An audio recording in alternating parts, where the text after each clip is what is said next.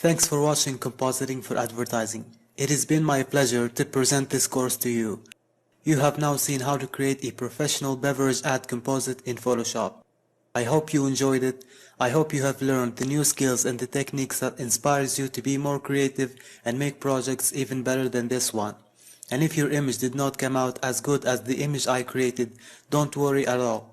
I encourage you to keep practicing and use the techniques that I showed you in this course in your own projects, and you will get better over time.